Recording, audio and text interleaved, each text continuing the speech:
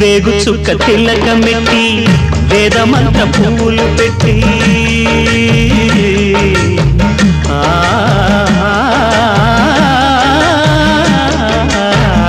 వేగు చుక్క తిలకమెట్టి వేదమంత్ర పూలు పెట్టి పాదసేవ చేసుకునే వేడ దాటిపోయనని ప్రశ్న వేయకుంటే మంచిదే ఇద్దరికి పెద్ద కొడుకంటే ముద్దేలే తండ్రికి అందుకనే గుండె నీ గురు పీఠమైనది ఆరాధ్య దైవమని కొనియాడుతున్నది అంతకు మించిన భాగ్యమేదిరా బాబా